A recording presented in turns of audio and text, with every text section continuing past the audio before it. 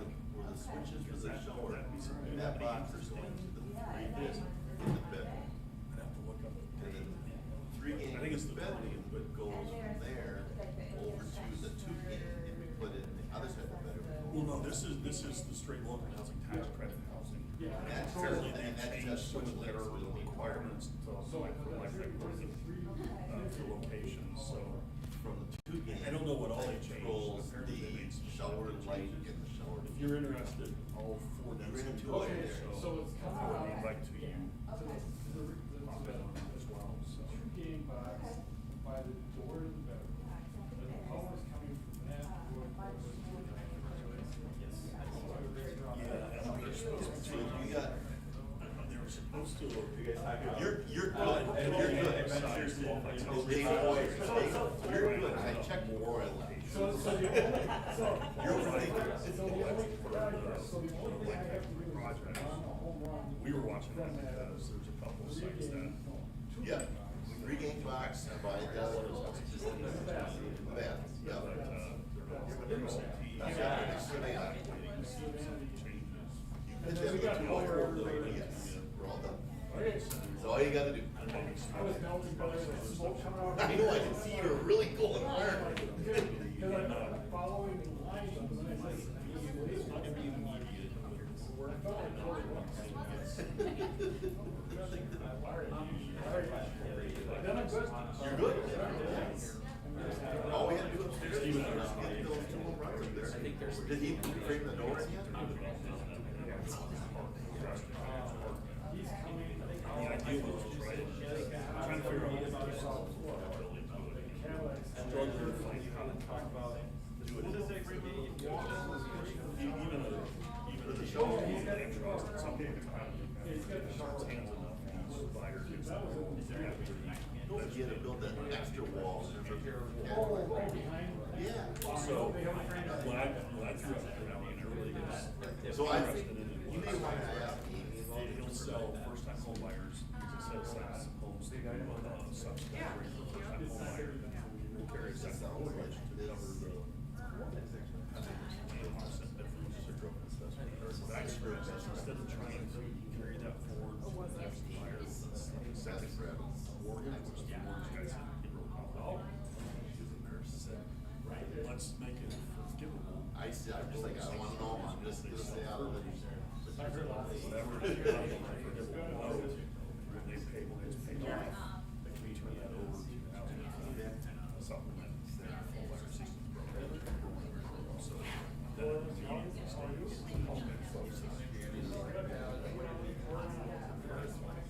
So it's not like for anyone to bring it up.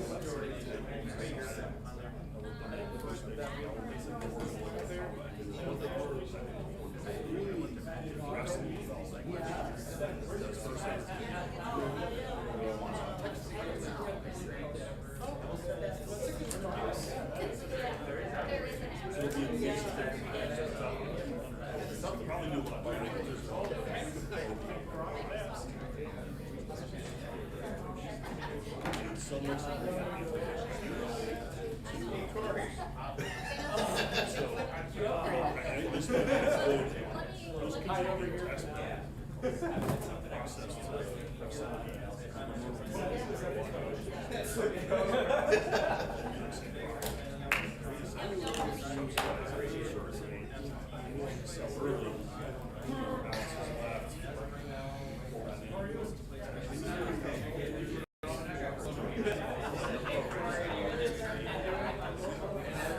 That was pretty classic. I got the video right here ready for a quick.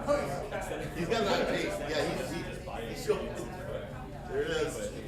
I should have not something about her personality. He really likes to have the potatoes pre-cubed. It's like, but it was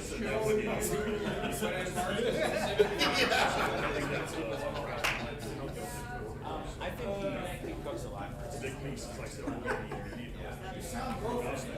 I saw it, yeah. You can't see it very well because the logo is already out in your head view. Very It's not super noticeable, but I've never noticed that before. That's my secret. Yeah. coming off of here. I love it. You know, I got that, and then the $5 next to it. And I got the other one. You pretty much always have more applicants. I got plans. If I needed to, although my dad is 80.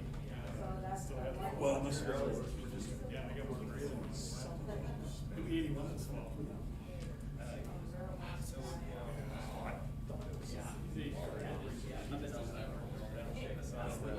That's like the part about getting old is this, Probably by the time you're left from there, it's old. I'm guessing, yeah.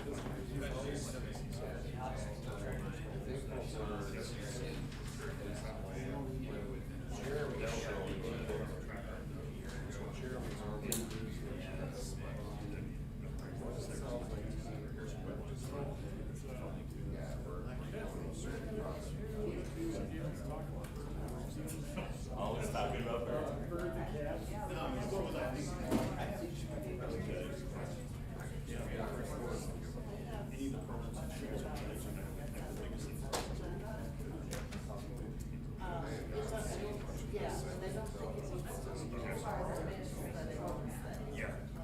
It's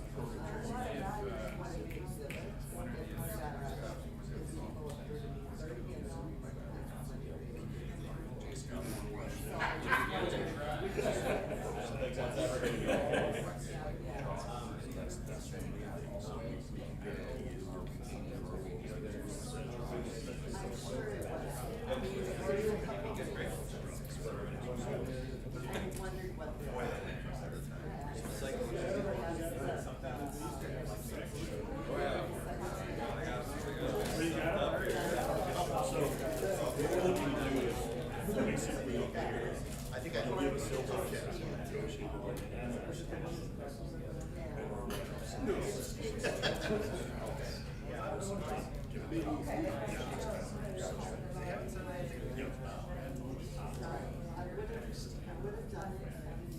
So you're gonna come back and you'll write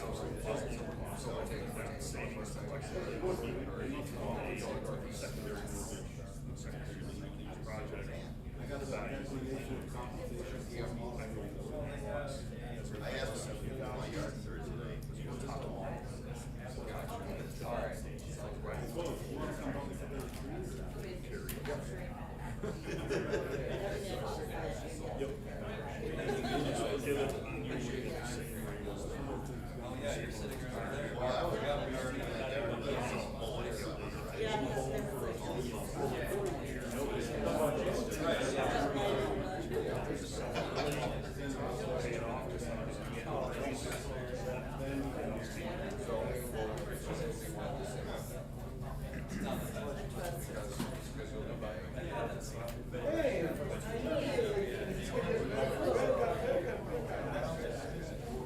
already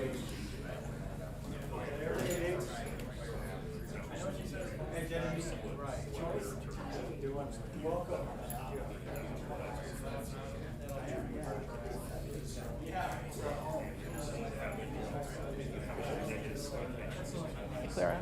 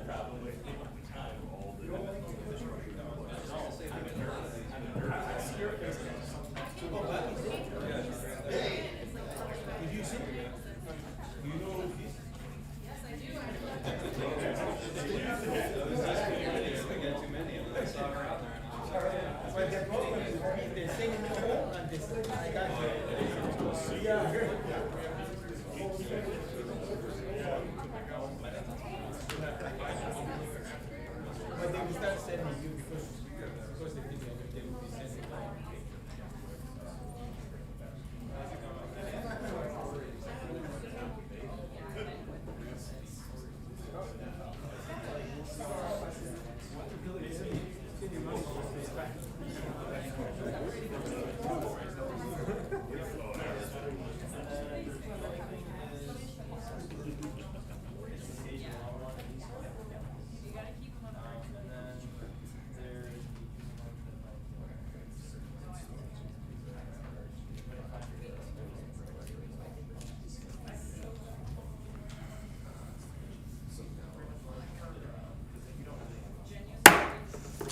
This meeting of the Eau Claire City Council will come to order. Please stand for the Pledge of Allegiance.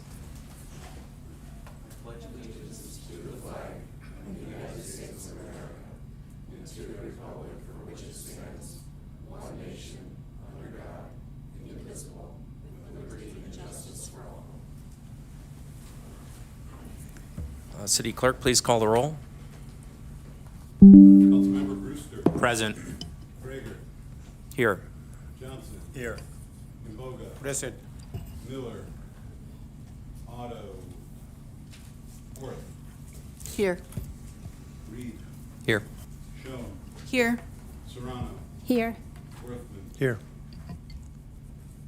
All right, and thanks everybody for coming to the Monday, May 11th meeting of the Eau Claire City Council. And I want to welcome our newest council member from District 2, who was just appointed a couple weeks ago. That's Joyce Orth. So thank you for joining us. All right, so, and Joyce has already been sworn in earlier, about a week and a half ago or so. Last Monday. Well, last Monday. It's been a week, so yeah, very exciting. Yeah, thanks everybody for being here today. We so just so folks kind of have a lay of the land for our meeting, we have copies of the agenda in the back of the room for folks. There's 3 public hearings, and then there's 2 public discussions, and then we have time at the end for our public comment period, and then after that, the council will consider going into closed session for an item. So that's kind of the lay of the land for folks. So for each item that we bring up, there will be a staff presentation, and then there'll be questions from there'll be time for questions from the city council, and then there'll be public comment, and we have places on the back of the room where people can sign up on the sheets for the various agenda items. So if you are interested in speaking on each of the items or any of the items, you can sign up back there, and you'll have up to 4 minutes to speak. And if you don't get a chance to sign up in the back, we'll still leave time in case you decide that you want to speak on an item. And when you do come up, you'll have 4 minutes, as I mentioned, but then there's a lighting system where it'll be green for the first 3 minutes of your time, and then it'll turn yellow for the last minute, and then it'll turn flashing red once you're out of the 4 minutes allotted. But I would suggest staying up at the podium after you're done speaking in case there are any questions from council that they may have for you. And then just so you're aware of other ways to get in touch with the city council, we have blue comment forms on the back, and we don't vote on any of these items until tomorrow, so there's time for us to receive those comments, and then we'll be able to consider that before we vote on any of the items at our 4 o'clock meeting tomorrow. And then you can also email city council members through the website. There's a electronic form, or otherwise you can find on our website a list of all the council members, and it's been updated to include our newest members as well. And that's at eauclairewi.gov. So we will start with the first of our 3 public hearings. So that's item number 1, is a public hearing on Community Development Block Grant, or CDBG, and home programs, 2026 grant funding and substantial amendment to the 2024 and 2025 annual plans. And we have our Housing Authority Director, Jessica Olson-Boo, here to present on this item. Thank you. Thank you, Council President. As Mr. Gregert mentioned, I'm Jessica Olson-Boo. I'm Executive Director of the City of Eau Claire Housing Authority, as well as the Housing Division Manager for the City of Eau Claire, and as such, I oversee the administration of the city's Community Development Block Grant and Home Investment Partnership Program annual allocations from HUD. We're here this evening to offer a public hearing on the annual action plan and proposed allocations for funding applicants under the 2026 CDBG and home programs as determined by the review committee. Additionally, we are proposing a substantial amendment to the 2024 and 2025 action plans. Okay, so the city's allocation for the 2026 Community Development Block Grant, or CDBG program, is $553,853, and that is a direct allocation from the federal government under HUD. We also anticipate program income of about $100,000, and so we are looking to allocate that as well through this process. So that brings the total amount available, or anticipated amount available, to $653,853. The review committee prioritized internal programs that provide affordable housing through development, rental assistance, homeownership opportunities, and improvements to existing housing stock. With the allocations as presented, the minimum 70% direct benefit requirement is met. The public services are kept below that 15% cap, and the planning and administrative budget is within the 20% cap as allowed by HUD.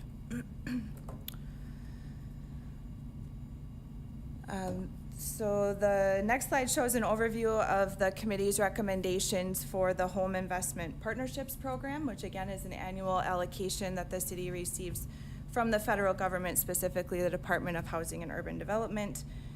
Our funding for the 2026 grant year is $258,092.92. And then in addition, we are reallocating prior awards, bringing the total available funding for the home program to $477,536.58.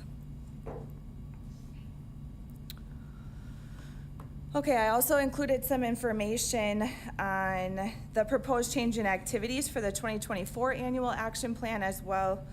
So the 2024 annual action plan to move, just under $44,000 from code enforcement, and then reallocating it to housing rehabilitation activities. And then for the 2025 annual action plan, to reallocate $43,541 from code enforcement to homeownership activities. So since it is a change in use from one activity to another, we do need to do the substantial amendment process, which includes a public hearing. So we're doing that tonight, rolling it in with the 2026 allocations. So there's a 30-day comment period with these funds. So that began on May 8th, on Friday, with publication in the Leader Telegram. And we'll have an additional public hearing scheduled for Wednesday, May 27th, with staff to gather additional comments and feedback from the public. The 30-day comment period will end on June 8th, at which time we'll finalize the amounts and then return to the legislative session on June 9th for final approval from council. That's what I have for you today. I'd be happy to answer any questions. Thank you. Looks like there's a question from Councilmember Worthman. Thank you, Council President, and thank you, Ms. Olson-Bew, for all that you do with all that goes into these CDBG and home awards. Can you share, I saw this prior reallocation. It's a large number. Yes. I don't really remember it being as big a number in the past. And can you share which were the big projects that didn't end up happening last year that we should be aware of? And I apologize if I've missed that in the Nope. document. That's a very valid question. So it's actually a combination of grant awards dating back to, I think, 2018 that were previously awarded. So multiple years of funding awarded to Western Dairyland for their housing rehabilitation program. So in addition to the Housing Division, Western Dairyland also administered a housing rehabilitation program. We often coordinated efforts in the past, but they have since decided to cease that program and have returned the funds to the city, saying we're no longer able to spend these on this program, so we're returning them. So we're reallocating them through public process to other home eligible activities so that we can get the funds spent and utilized here in our community. Thank you. All right, thank you. Any other questions from council?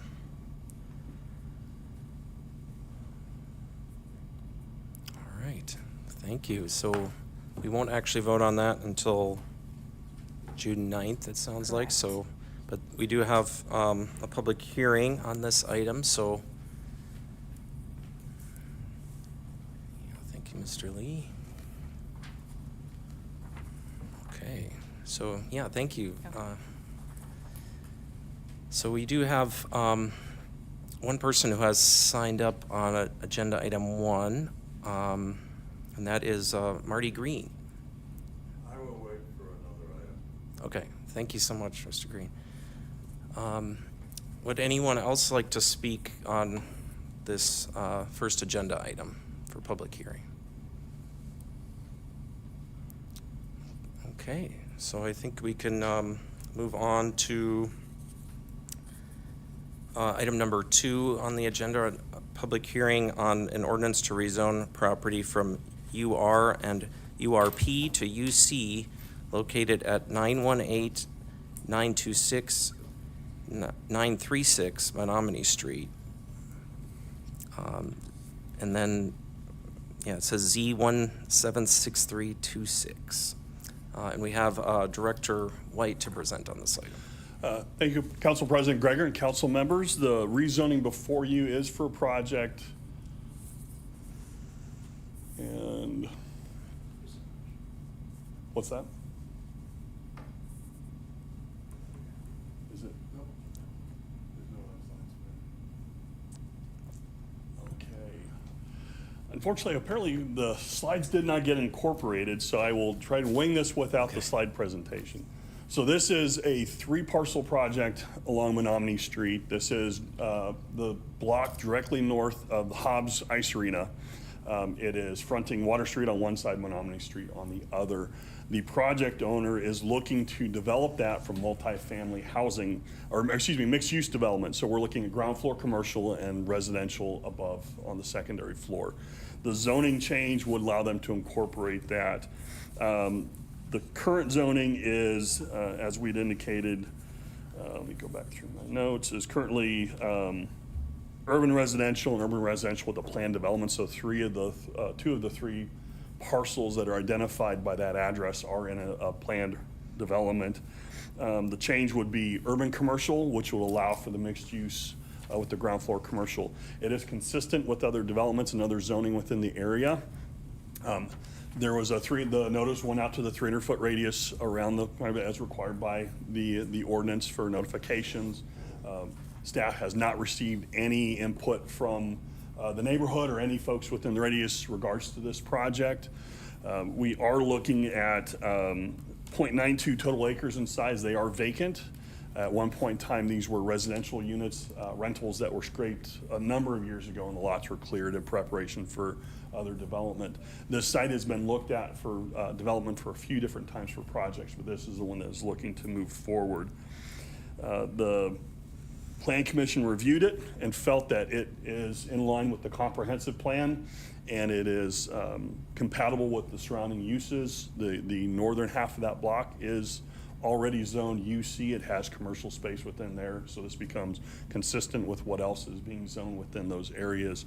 So Plan Commission did recommend approval of this development as presented. Again, apologize for not having the slideshow presentation, but I'd be happy to answer any questions. Yeah, are there any questions from council? Just had a question myself, actually, about, I think I saw in the packet a letter of support from the Historic Randall Park Neighborhood Association, so do you think you could speak to the interaction that maybe your office has had with that neighborhood association? Absolutely. The Historic Randall Park Neighborhood Association hasn't been terribly active in the last few years. 2021, they were part of a number of discussions that were very supportive as an organization to look at higher density development within these fringe areas of their territory. It has some benefits. The TID 12 that this district is a part of, excuse me, I take that back. This is not part of TID 12, so I will scratch that particular comment. But they have been supportive of certain areas. The TID 12 staggers down and just misses this site, so it is not part of either TID district. But they were supportive of higher density and more urban type development within these areas. This is an area that's appropriate for that, so they were supportive, at least in the last few years, of that type of redevelopment, even though they haven't been overly active in the last few years. Okay. Thank you. And we have a question from Councilmember Orth. Thank you, President Gregert. Director White, it's not a question. I just wanted to say thank you for including that letter from that historic district from Lauren Learman on behalf of them. It was really helpful to me to see that they supported it. Absolutely. It is definitely the policy of the Plan Division to make sure we can acquire and get input from neighbor associations when there's one that's applicable. It's not specified in the code, in the LDO, the land development ordinances, but it is definitely something we try to strive. I will reference that with the zoning approval, the site plan will be administratively approved when it comes forward, because that would then be an accepted usage. So they'll have to meet all the LDO requirements, and it would be an administrative approval of the site plan when it eventually comes forward, assuming that this is approved tomorrow at legislation. Okay. Thank you, Director White. It doesn't seem like there are any further questions. Thank you. Yeah. So we will now move on to the public hearing on item number 2 on this rezoning. Is anyone signed up in the back to speak on this item? Okay, thank you. So would anyone in the council chamber like to speak to this agenda item who did not get a chance to sign up? Okay. Well, and then we can move on to agenda item number 3, which is a public hearing on a resolution establishing a new voting site for election wards 16, 40, 41, and 64. And we have City Clerk Kerner to present on that item. Thank you. Good evening, Council President and council members. This is an elections operations item. We are recommending that Station 8 no longer be used as a polling site and that those wards be moved to other nearby polling places. If you see on the map, Fire Station 8 is the red star and St. Olaf Catholic Church is the green star. So we'd have the voters from Ward 16 vote at St. Olaf, and then there are no voters in Ward 64 or 40, but there are voters in Ward 41, so they would be able to vote at CVTC Gateway over on Alpine Road. The plan for us is this makes it a lot easier, especially for the voters who live at Ward 41, to get to their polling place. They no longer would have to drive all the way over to the fire station and cross several other polling sites to get there. So the other reasons for this recommendation is that the Fire Station 8 polling site, while it's been a great polling site to work with, the area that we're using is the apparatus bay, and it's not very well accommodating for a polling site. Because it's an apparatus bay, because it's a fire station and it's a smaller fire station, there are not a lot of parking spots available for voters, so there's very limited voter parking. The apparatus bay itself has uneven floors for drains and things like that, so there's a lot of rugs that have to go over them, and that makes more trip hazards for voters, so we like to eliminate that issue. There's also low lighting, which causes issues for voters who have vision impairment issues, and there's not a very adequate space for us to post our election notices there. It's also very cold during the winter, so for the poll workers who have to sit there, it's pretty cold. And then during the summer, of course, it's very hot, and the humidity in August can sometimes damage the ballots because they'll start to warp from the heat and humidity in the apparatus bay. So it would be better for our poll workers.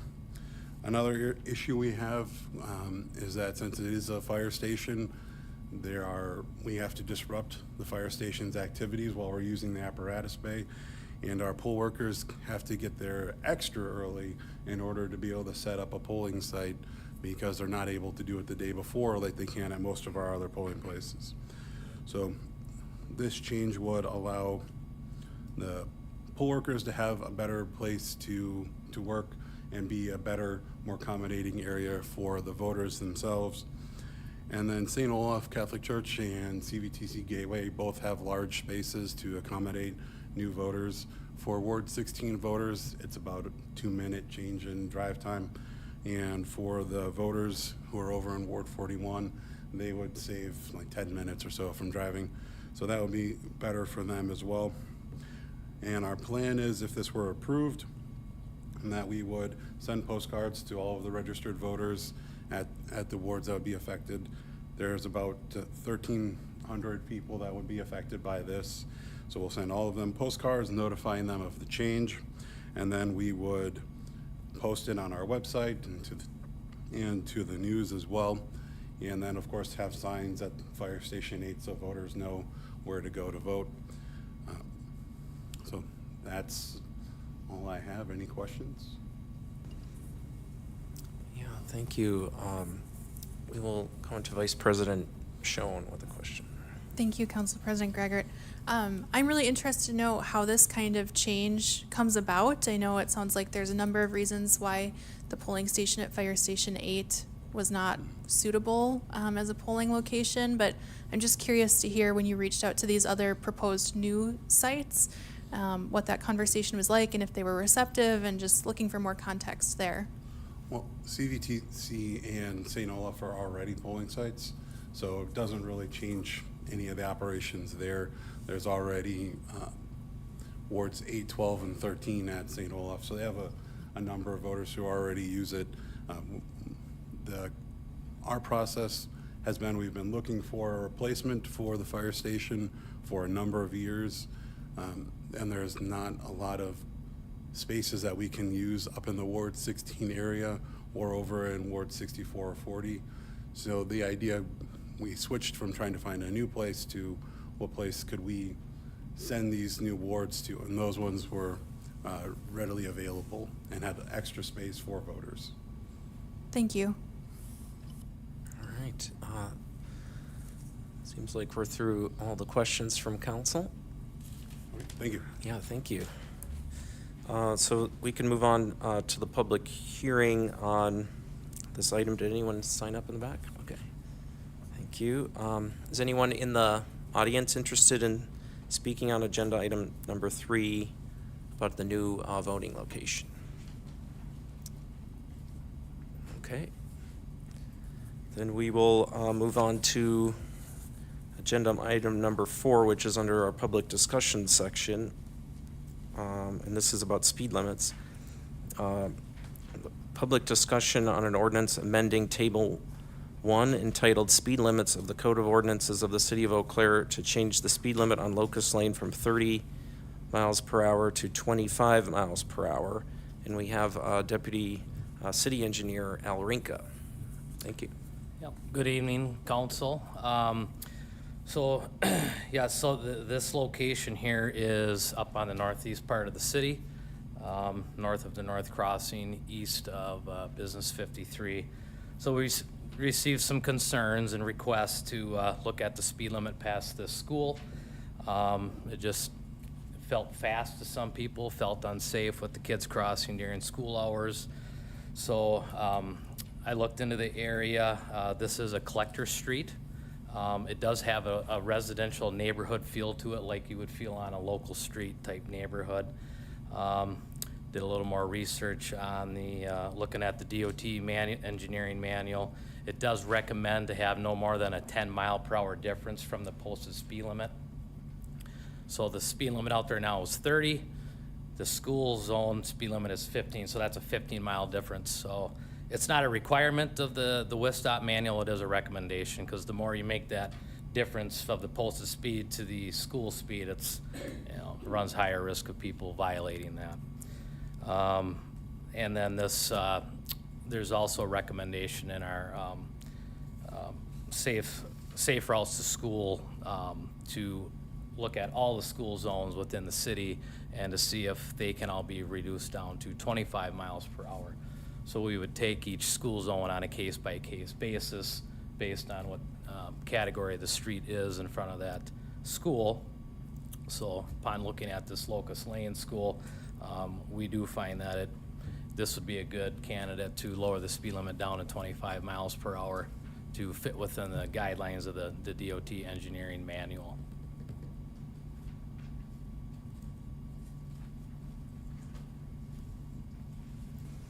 Awesome, thank you. Any questions from the city council? Looks like we have Council Member Reed. Thank you, Council President Gregert. I just had a question for you about, is there any other place in the city where there is a greater than 10-mile-an-hour difference between the posted signs? Quite a few. Quite a few. Yeah. A lot of them are on arterials. So that's why I make it a point to talk about the classification of the street. So the collectors and the locals, you know, those have less traffic on them. They're in more of a residential type feel neighborhood where, you know, it feels a little more appropriate to drive at a lower speed than an arterial, which is, you know, it feels like a more, it's a wider thoroughfare where traffic feels they can go a little faster. So there are schools on those arterial routes that are posted at 30 with the 15-mile-per-hour school zone posting, having that 15-mile-per-hour difference. So those, I think we want to leave untouched for now, unless big problems really arise and if it needs to be looked at further. Thank you. All right, thanks. We'll go on to Councilmember Mboga. Thank you, Council President. I'm just curious for my understanding and for everybody watching. Has there been a traffic analysis or impact on this, like accident on this Locust Lane? No traffic analysis, just some engineering judgment and a little bit of research to see what seems appropriate, what fits, and to try and maybe get a few more school zones in line with our Safe Routes to School program. Yep. All right, thank you. We'll go on to Councilmember Otto. Thank you, Council President Gregor. So I take it Birch Street and Longfellow would also be a change that you might bring forward to us sometime? So yeah, Birch Street, so that's an arterial Okay. route. So that's a higher classification of street where at this time we don't really see any big need to evaluate those school zones on those arterials. Okay, thank you. Yeah. All right. We'll move on to Councilmember Worthman. Thank you, Council President. I do want to, not in this setting necessarily, but I do want to continue the conversation on Birch at some point because it has been flagged as one of the 4 least safe streets in our community that I know has made some progress with the recent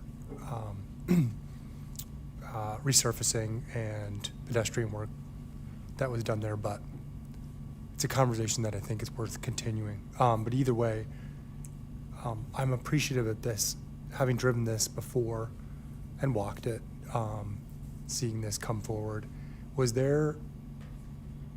there any like incidents where pedestrians were actually injured in any of this, or No. was this just? Fortunately, there wasn't. Good. No, this is just a concern of, you know, people that live in that neighborhood that feel they wanted, you know, some safety improvement. Yeah, they could see it was moving too fast. Yep, cars coming by real fast during school time with, you know, kids walking around there. Yeah. Schools supportive of it and. That's good. Thank you. Yep. I guess just to hit on one more thing related to Birch, you guys will be seeing at next city council meeting in 2 weeks. We did get awarded a safety improvement grant for the Birch and Hastings Way intersection. So that'll be coming for you guys in a couple weeks. Yeah. Thank you. Thank you, Mr. Rinka. Okay, I think that's all the questions. All right, so we can move on to the public discussion portion of this item, number 4. Anyone sign up? Okay. Is anyone in the gallery interested in speaking on this? Yeah, please come up and state your name and address, please.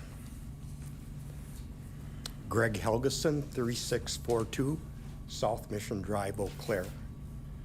Good evening, Council President Gregert and council members. I'm here to endorse David Solberg as our next. Mr. Helgeson, we're going to have to open up the public comment period after this in order to get to that. Okay. And we'll have to do it in the order on the sign-up sheet, but thank you so much for your enthusiasm. So anyone else in the gallery who may want to speak on the speed limit agenda item? Okay, so we'll close that public discussion. We'll move on to that public comment period, and I'll kind of give a explanation of that too, because I know it can be kind of confusing, all these different pieces of public opportunity here. So, so this is for. So the public comment period is for items that did not appear on our agenda already tonight. So those discussion items have been closed. But this is for folks that live within the city or go to school or own property or own a place of business within the city of Eau Claire to speak on issues, ideas, or concerns of citywide application. In this case, you can speak for up to 3 minutes, so it's just slightly less time than we had for the other items, and you can only speak once. And there will be that lighting system, but it'll just go to red after 3 minutes, and you'll just have to stop speaking at that point. Council members are not allowed to ask any questions or comment during this time. So it's really just us to hear from you, and we very much appreciate anyone who would want to speak. And we do have a sign-up sheet in the back, but if you did not get a chance to sign up yet, we'll welcome you after we go through the sign-up list. Yeah, I'd love to receive that. Thank you, Mr. Lee. All right, and here we are. So we have Greg Helgeson up as our first speaker for 3 minutes, please. Greg Helgeson, 3642 South Mission Drive, Eau Claire. Good evening, Council President Gregert and council members. I'm here to endorse David Solberg as our next permanent city manager. Dave and I were engineering colleagues at the Wisconsin Department of Transportation for 17 years. Dave's education and professional background make him a great problem solver who is respectful, rational, and a great communicator. Dave brought his skills to the city about 12 years ago as the city engineer. The council appointed him as the interim city manager from 2020 to 2022, and he stepped up to the task. For the past 4 years, he's been our deputy city manager. For a second time, the council has asked him to step up, this time as acting city manager. Dave has been the steady hand we've needed at critical times, and again, we call upon his services. I have heard from many staff that Dave is highly respected at City Hall. He has earned his stripes. It is quite evident to me that, considering the factors of leadership experience, previous performance, and the timing of this open position, David Solberg is the best candidate to be our next city manager. I hope you can find a way to begin negotiations with Dave on a contract for city manager. Let's not wait or miss on this opportunity. Thank you. All right, thank you, Mr. Helgeson. Yeah. So the next person I have on my list is Landon. If you'd like to speak.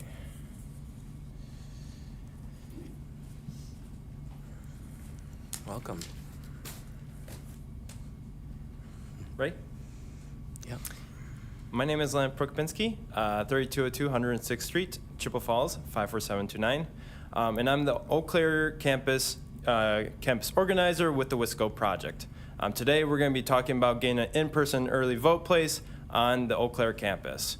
A little bit about the WISCO project. We are a nonprofit based in Wisconsin at all major UW campuses, La Crosse, Stout, Eau Claire, Madison, such and such. Our goal is pretty much to try and make it easier for students to actually vote on election day or before election day. And we do this through a variety of different methods, whether that's informing people about upcoming elections, about the candidates, or even doing things such as we're about to do is in trying to get an early vote place on campus. And the reason why I'm standing up today is because the closest in-person early vote place for Eau Claire students is the City Hall. As probably most of you know, that's about a 40-minute walk from campus. And with students, a lot of them not having vehicles or being busy lives with work and such with lives, it's hard for students to actually come and go and vote early. And yes, while we do have a vote place on election days at one of the places on campus, it is just not enough. Not only does it create lines, but it also stops students who have work and or busy lives outside of that. And so we, over the last month, me and my associates, who will also talk more about what we've been doing, we've been collecting petitions to try and actually get a place on campus. Over that last month, since April 14th, I believe, we have collected over 1,800 petitions from students and community members. When we exclude duplicates, because we have gotten some duplicates, we have about 1,400 petitions. 1,400 students and community members within a month span who have said that they want a place on campus to make it easier to actually vote early. And so that's what we've been doing over this last month, trying to collect these petitions to show the strength of the community that wants to have an in-person voting place on campus to make it easier and more accessible for students. So now I'm going to let my associates talk about exactly what this petition says and go into a little bit more details about how it affects them personally. Thank you very much, council members. Yeah, thank you. I don't know if you guys want the petitions, but. Yeah, we could give it to the city clerk would be tremendous. Yeah, thank you. So the next person I have on the list, I believe it's pronounced Seal, but I'm not. Okay, okay, okay, I didn't see the extra I. Sorry, it's a tough name. I get it. Okay. Whenever, right now? Yep. Okay. Thank you. My name is Kaylee O'Boyle. I am a second-year political science student right here at the University of Wisconsin-Eau Claire. And the petition that Landon had just spoken about is this ideology that students had signed on to. So we as the students of the University of Wisconsin-Eau Claire and members of the broader campus community call on the city of Eau Claire to add an in-person absentee voting location on the UW Eau Claire campus for November 2026 election. While we recognize and appreciate the ongoing efforts of the city clerk's office to expand student voter access, adding an on-campus IPAV site would be the most straightforward and impactful way to meaningfully improve ballot access for UW Eau Claire students. The university, the county, and the city must provide the resources necessary to allow the clerk's office to bring IPAV site to campus this year.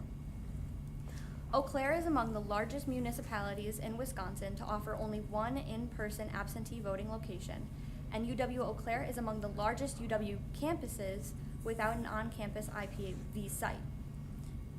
UW Eau Claire students are faced with the walk of at least 40 to 45 minutes or a bus ride of 20 to 30. Off campus to vote early in person. As a result, relatively few UW Eau Claire students vote early, and we have regularly seen long lines on election day at the Davie Center, as large quantities of students also register there and vote there.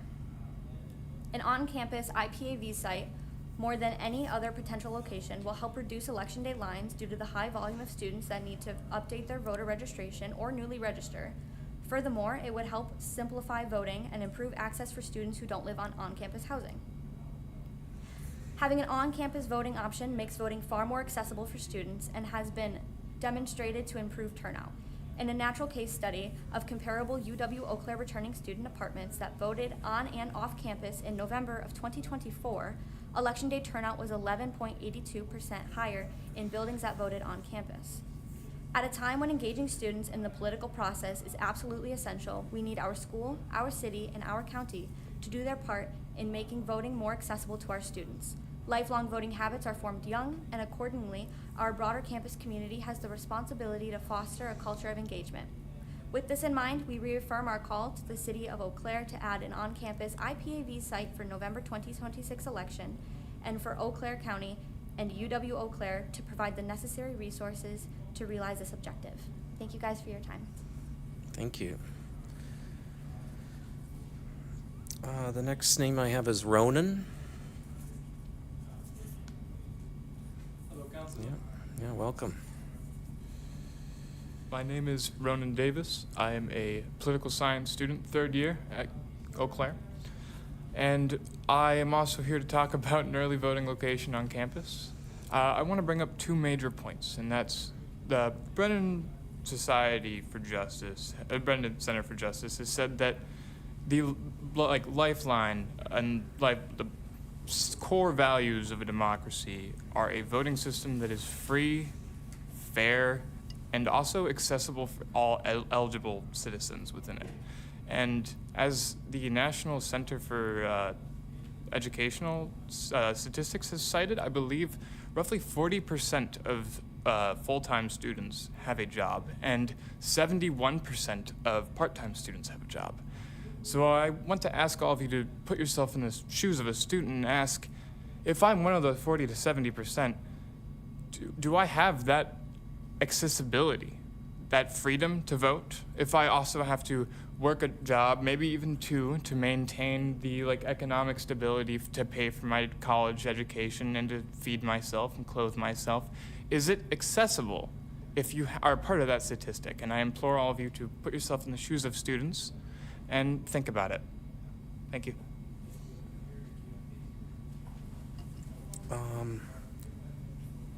Next on my list is Craig Wren, I think.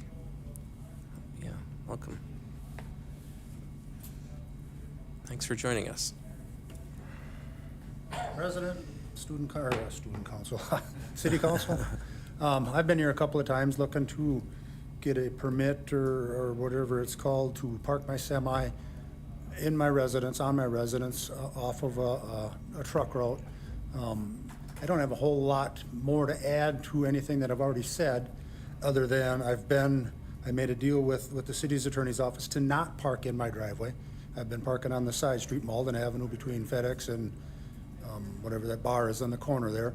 And it's been pretty good. The 28th of last month, my truck actually got broke into. Bunch of stuff was taken. City of Eau Claire Police Department, they were on the job. I made the phone call. 2 hours later, they figured it out, arrested the guy. I got my stuff back. So that was pretty awesome.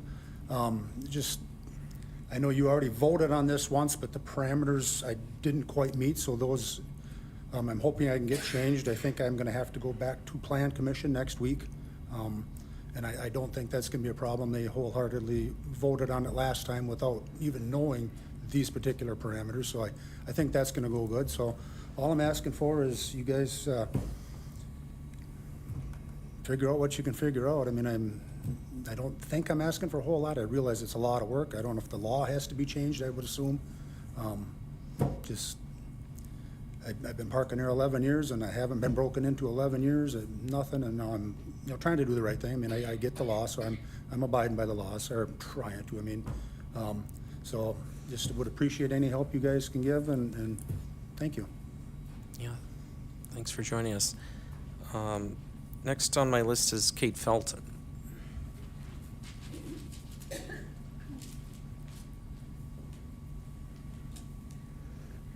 Good evening, Council. I'm Kate Felton. I just want to start by saying I'm here representing myself, not Ducky. Ducky hasn't had a chance to vote on this yet, the Ducky board. But I came to express support for Dave Solberg as our next city manager. I know you're going to be considering a resolution to appoint him as interim. I'm hoping that you'll also consider Dave Solberg as our permanent city manager. Dave is to me, very obviously qualified for this job, but actually, in my mind, that's the least of what he brings to the job. I think actually more importantly, he brings positive relationships from the community, trusting relationships from the community, not only from DECI, he's served on the DECI board, but also from organizations and people doing good work across our community.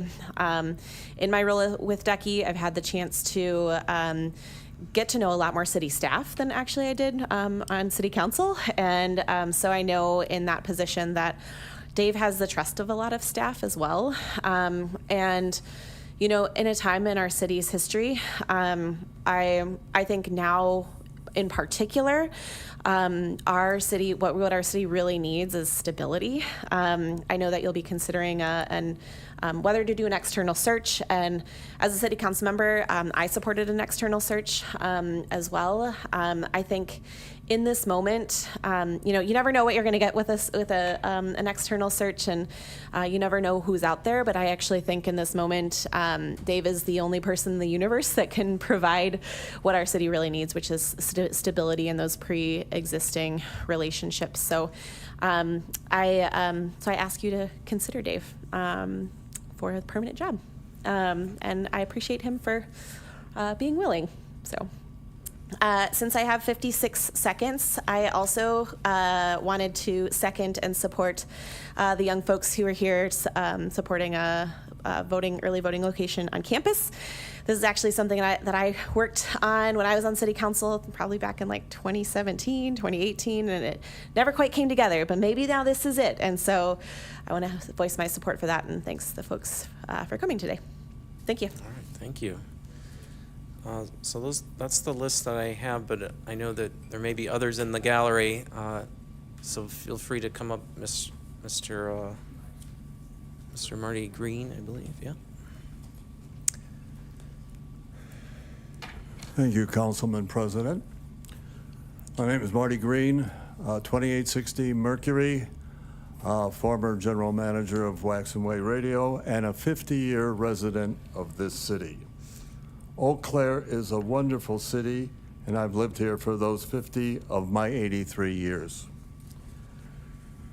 As there is a need for a new city manager administrator, and we're also having financial problems at this time, in the view of what I have, this is just my opinion, but I have talked to a lot of people around the city that they have said to me, don't spend taxpayer dollars employing a consultant firm for a nationwide search when you have the best qualified candidate sitting right here. He has 2 years' experience doing this. He is qualified, and our community knows him, and I've had many people come up to me, they say, you got your city manager right here. Hire him.